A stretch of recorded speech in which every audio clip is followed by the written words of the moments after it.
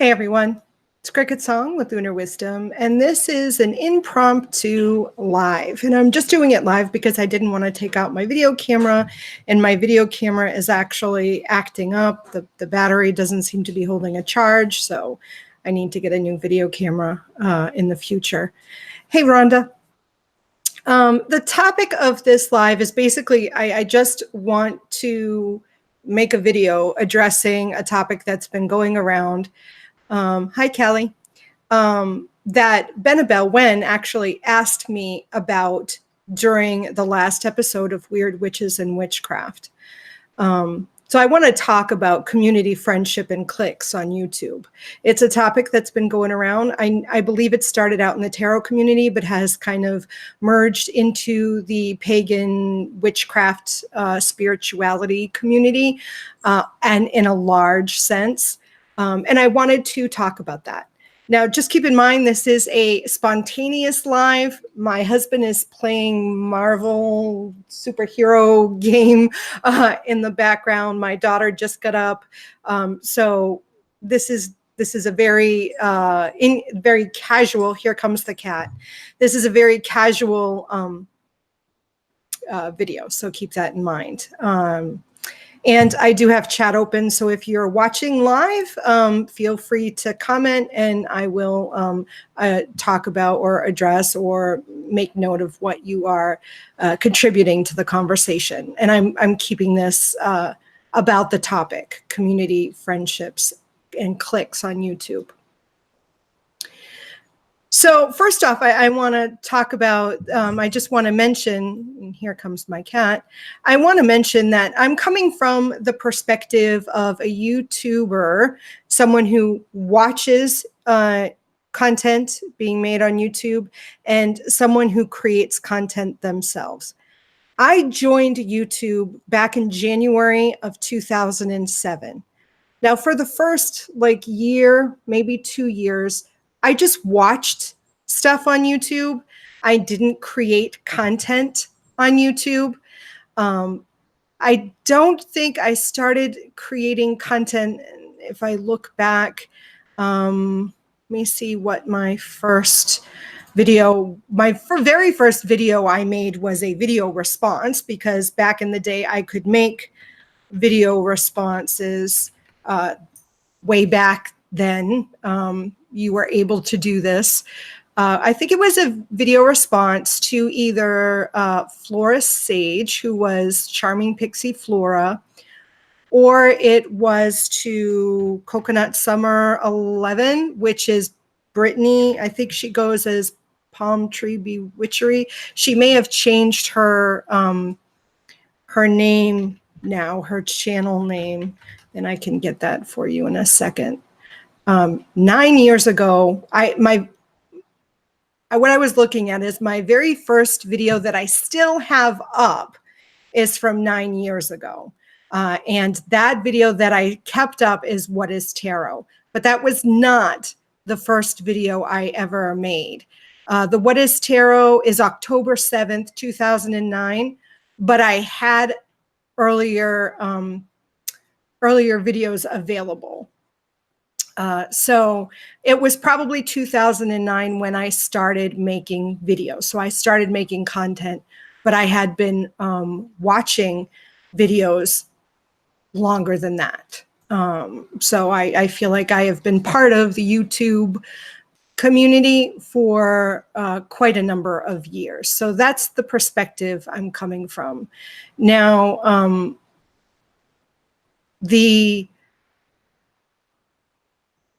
that's sort of what I wanted to mention as, my perspective. I'm coming from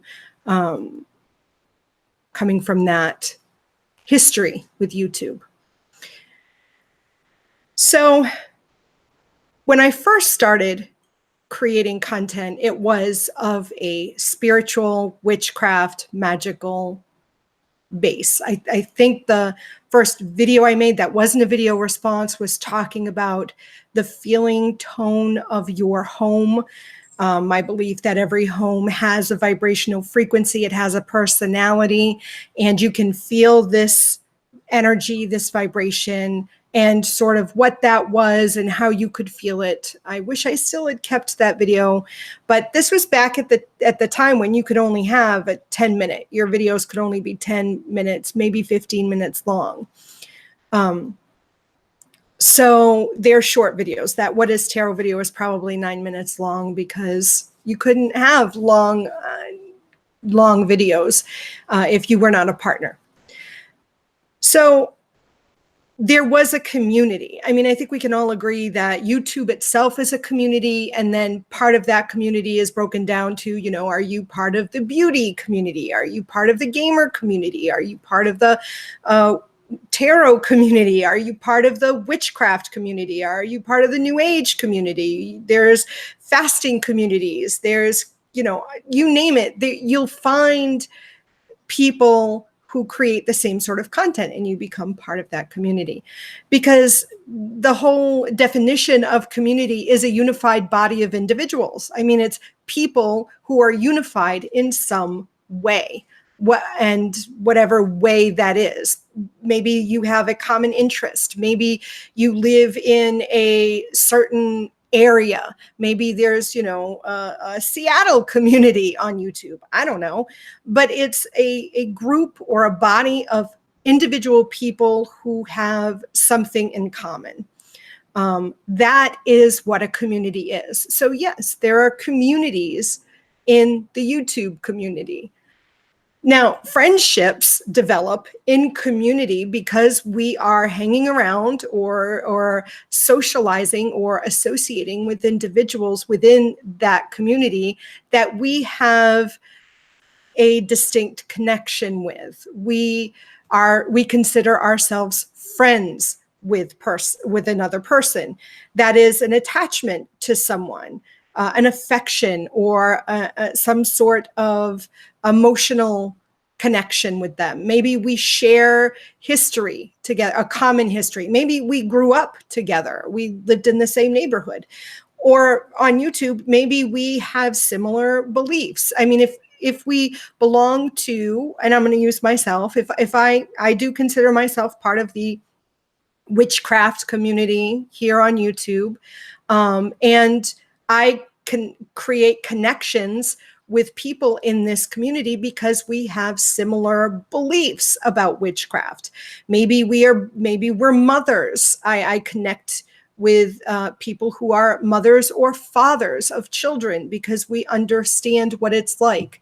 And as an example, I can think of two people in the YouTube community, although one of them has a channel, one of them doesn't. So Tara, Lippy Witch, she has a channel, and I consider her a friend. I met her online here through YouTube, and we're both mothers. We both have children. We both practice magic, witchcraft, although we have different approaches to it. But I have things in common with her, right? Obsidian Fire, who was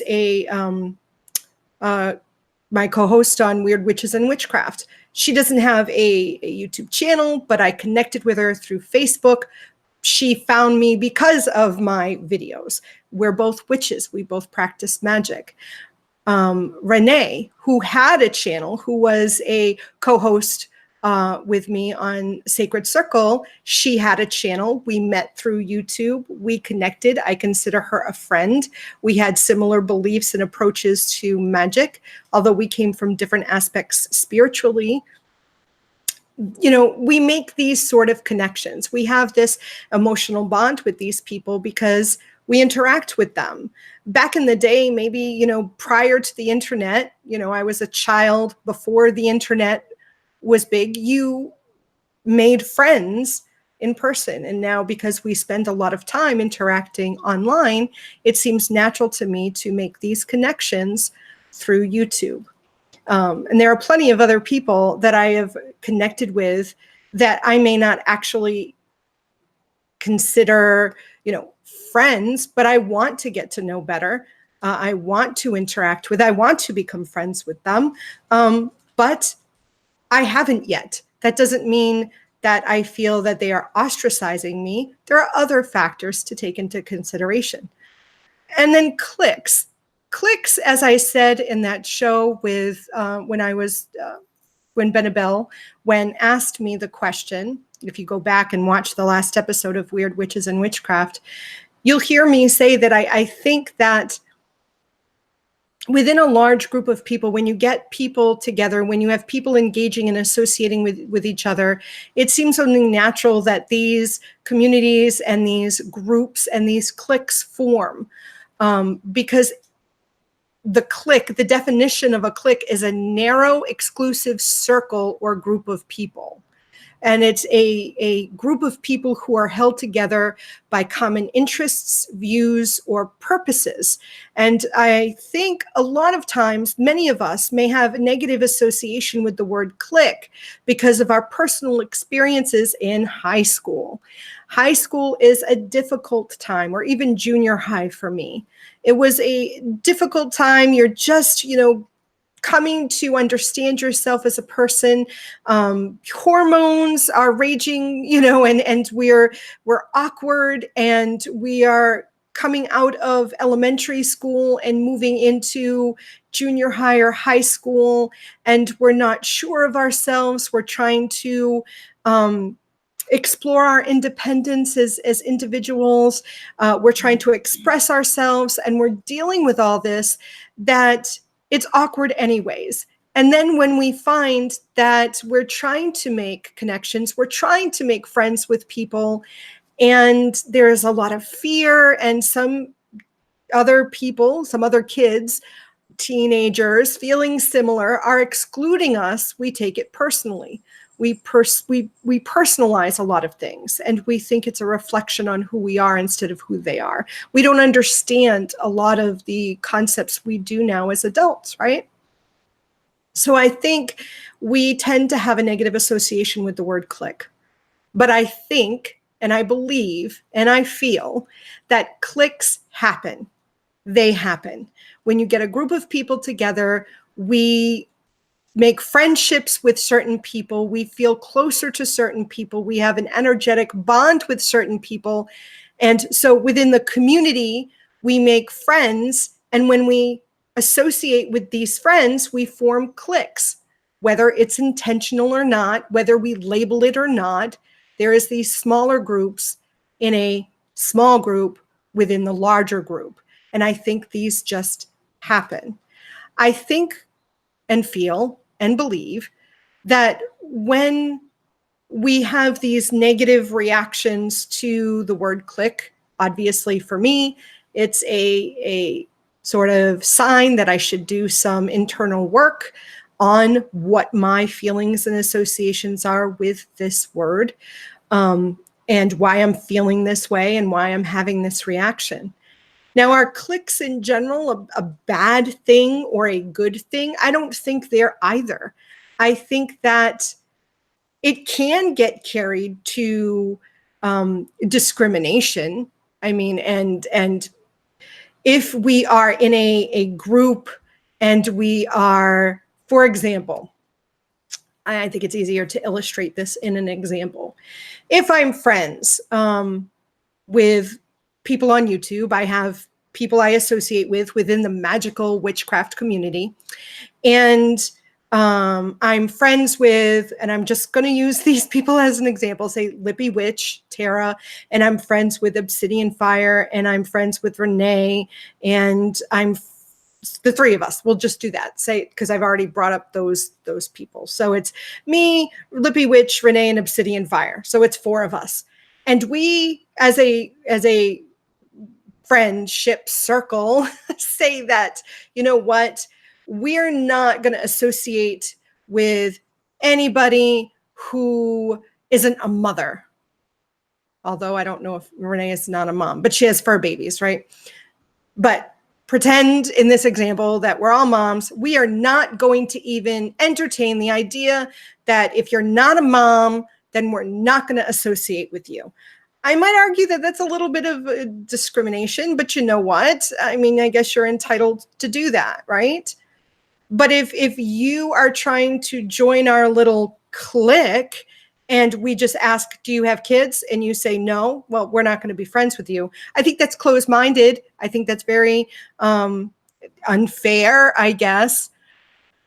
But if we then, in a different scenario, if you then ask you to become friends with us, and we never ask if you have kids or not, and then you join our little clique, and then we are talking, and all we're talking about is stuff dealing with motherhood, and you don't have kids and you can't relate, and you feel like you have nothing to add, and then you fall away from our clique, or you decide not to be part of our clique anymore, that's a different thing, right? Or you seem like you have nothing to share. I mean, then really, did it matter in the beginning whether we didn't allow you to join or not, because all we're talking about is mommy stuff? I don't know. And I think our own reactions to things like cliques and friendships really give us an opportunity to sit and really do some self-evaluation about who we are, what we believe, and what we want. If you on from our time on YouTube. I mean, if we are content creators and we feel like we are being ostracized, or we feel like we're not allowed to join certain cliques, then are you joining YouTube as a content creator because you have content to share? Or are you looking for community? Or maybe it's a combination, and maybe the communities you're trying to join just aren't energetically aligned with what you desire. I think these are opportunities for us to learn more about ourselves. You know, if there's this mommy clique that we want to join, but we're not a mom, well, what is your motivation for wanting to join that clique or that group or that community? I don't know. I mean, I feel like I said before, it's bound to happen when you get a large group of people associating with each other, coming together for a purpose, for creating content or watching content. But I think, especially with the number of people creating content on YouTube, you're going to find that there are certain groups that you just don't energetically align with. And I don't think that's a good or bad thing. I think it's an opportunity for us, for me, for you to look at the communities you're trying to join in. Hi, Anessa. Hey, Adam. Yes, you caught me live. It was spontaneous. As I said in that episode of Weird Witches and Witchcraft, I, growing up in high school, never felt like I really belonged, just in general. I never felt like I really belonged to a clique. I never felt like I was a cool kid. I never was a jock. I never was one of the theater kids. I never was one of the nerds. I was never one of the geeks. I didn't belong to band, concert, or marching. I always felt like I was kind of an outsider. Oh my God, I can feel I'm getting all emotional here. I never felt like I belonged, but I had friends who were on track. I had a friend who was an actress or an actor who was involved in every theater production that the high school put on. I had a friend who was in marching band. I had a friend who was in concert band. I had a friend who was in chorus. I had a friend who was a nerd. I had a friend who was on the chess club. I had a friend who was on the debate club. And these were, some of them were the same person. Some of them were different people and they had different interests, but I would count them as my friends. We were the group of people who fifth period didn't have class, had study hall. So we would go across the street to Carvel ice cream and get an ice cream cone on free period, fifth period, you know, but something brought us together. I wouldn't say we were a clique because we they belonged to different aspects or different cliques of high school life. But I never felt associated with one particular clique. And I feel like now, other than saying that I am part of the witchcraft magical community, I don't feel like I belong to any clique. I have friends on YouTube. Yes, I do. And I like to spend time online with these friends, but I don't feel like I belong to any one clique. And when people, so it surprises me when people say, "Oh yeah, I thought you were one of these people." It surprises me because I don't see myself in that way. But again, I guess maybe that's perspective of where you're looking at the content creator and the content creator is looking at themselves. You were an oddball in high school as well. Yeah, Rhonda. And I wonder, oh, Anissa was the same. I wonder if sometimes, as witches, if that's really the feeling we have in general. I mean, witchcraft hasn't really been part of the mainstream, has it? Except now it seems trendy. If you look historically, the witches were the ones that lived on the outskirts of the village or on the edge of the village, or they were feared, or they were shunned, or they were just not understood. They were strange. And I wonder if that's just part of what makes us who we are coming into this community, coming into society. If we're the misfit, the oddball, the ones that didn't quite fit the mold,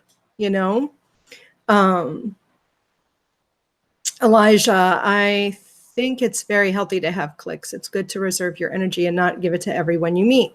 And that's interesting too. I like I said, I don't think it's a good or bad thing. I think that when there are cliques, I think it's going to happen. I really do. You get a large group of people and people are going to resonate and be attracted to other people who have similar interests, right? Because we want to surround ourselves with like-minded people, right?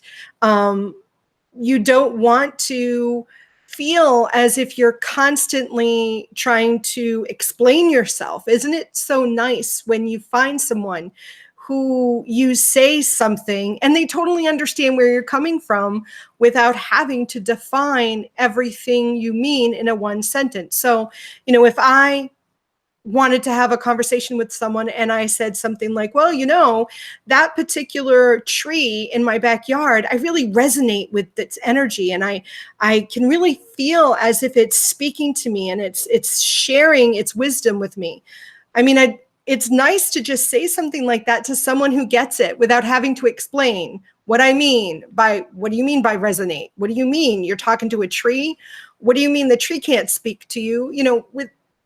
I don't want to have to explain myself in every little detail of what I'm talking about. And it's nice to find people that can understand what I'm saying without having to explain myself, right? And I think when we naturally look for those kind of interactions with people that can understand us. And it builds a sense of stability within us and confidence in who we are. And it sort of validates our thoughts, right? We look for people who can validate us and share their experiences with us, because then we can gain new knowledge about them and the nature of ourselves through these interactions. So healthy in that way, definitely. And right, it's good not to have to constantly give energy to people that maybe not even be interested in receiving it, right? Anissa, always marginalized witches and people of magical nature. I agree. Great Cat Cottage. Agree with Elijah. It's all part of healthy boundaries, especially in the spiritual world. Right. Yeah. I mean, that doesn't mean, I would suggest that it doesn't mean that even though you're a part of a clique or a part of a group or a part of a friendship circle, it doesn't mean that you are not allowed. And I would encourage you still to not only reside in places where you constantly feel comfortable, but be brave, be courageous, be fearless, and explore outside of your clique as well. Because I think there is the potential or for unhealthy situations and toxic situations, and the potential of becoming closed-minded if all you do is associate with people of the same exact belief or common interests. It's going to create a fear of exploring beyond your comfort zone. So it's the same thing, I would suggest, as labels. A lot of people are afraid or don't like labels. There's a negative feeling surrounding a label. And I would compare cliques to labels. They're healthy and they're stabilizing and they create a foundation. But when you find that you are unwilling to join a different clique or adopt a different label, then there's something there for you to explore.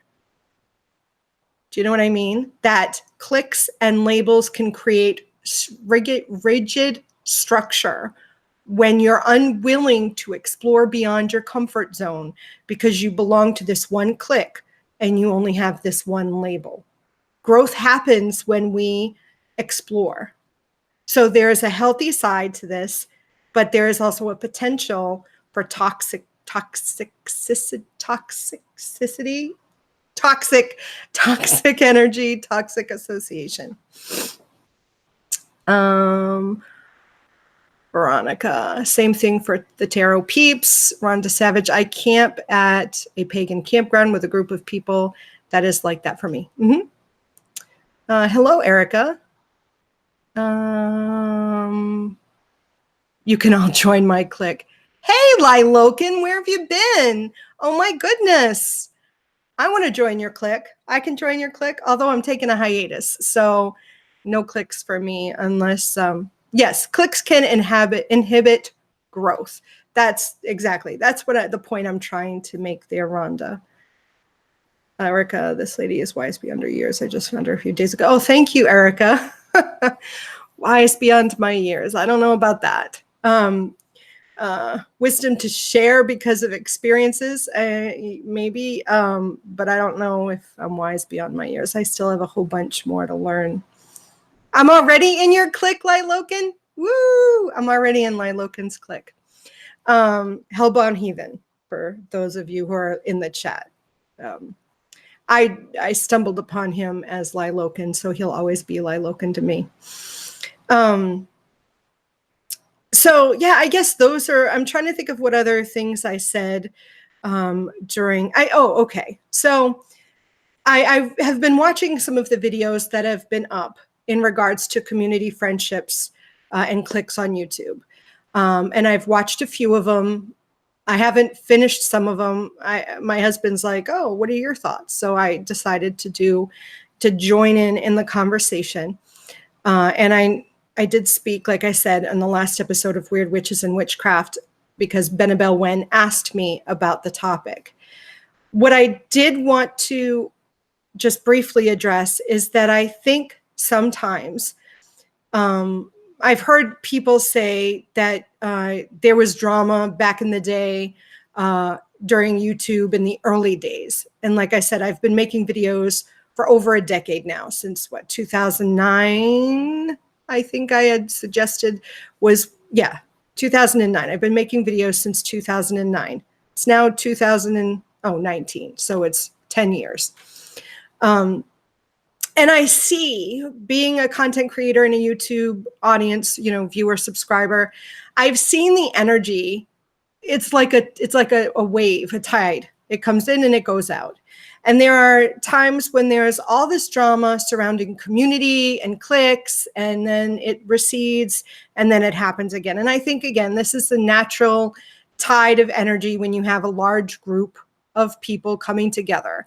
And YouTube has grown over these 10 years. I've seen the number of content creators just within the magical community double, triple in size.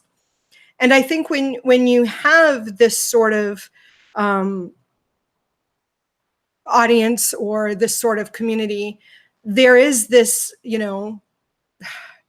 People want views. People want subscribers, whether you are getting paid, whether you're a partner or not. There is this sort of competition for an audience, especially if you are using it as income. If you are someone who makes their living on the money they make from YouTube, they're going to be trying to get the greatest number of views because that's how they get paid. Then you have people like myself who just share. Whatever. People watch, they watch. People don't watch, they don't watch. Would I like people to watch? Of course. Do I like people commenting on my videos? Of course. I like the exchange. I like meeting new people. I like finding new channels. I like having chats with people in chat as the video goes on. I enjoy the exchange more than I enjoy the number. I mean, if I had 10 people who I had a friendship with, if we had a clique and there was the constant back and forth and the constant exchange, then of course I would love that more than 10,000 subscribers who never comment at all. There's no exchange there. I'm just giving content and there is no exchange. I do this for, entertainment, for social interaction. I don't do it to make money. That's not what I'm looking for. I'm not looking to make money. I'm not. And I'm not looking to be famous either. Hardly. Remember, I'm sort of an outsider. I have something to say. I'd like to. If I meet some interesting people and we create friendships, that is a plus. That is wonderful. That's my reward. But I think that this sort of negative topic or this drama or this unhappiness happens every so often when you get, especially here on YouTube. I've seen it. I've seen it happen years ago. I've seen people leave because of it. I've seen people feel like they're left out, so they kind of stomp, grab their toys and run away. But this happens in the schoolyard, doesn't it? This happens in life situations too. But I think, again, these are opportunities for us. Are we the person who feels left out? Are we the person taking the temper tantrum and storming out? Then what does that mean for me? If it's not me doing that and I'm watching these people do that, what does that mean for me? If I'm not experiencing any of that, what does that mean for me? I look at all these sort of experiences as opportunities to do some self-evaluation and to grow from it, whether I'm a witness to it or whether I'm part of it or whether I'm the one having the tantrum, right? Smaller tribes usually branch off from other tribes. It's really nothing new. Others create a new tribe. Exactly. Yeah. Hey, Obsidian. Oh my gosh. Hey, what time is it over there? It's like 9, isn't it? 9 hours ahead. So it's 9 o'clock at night.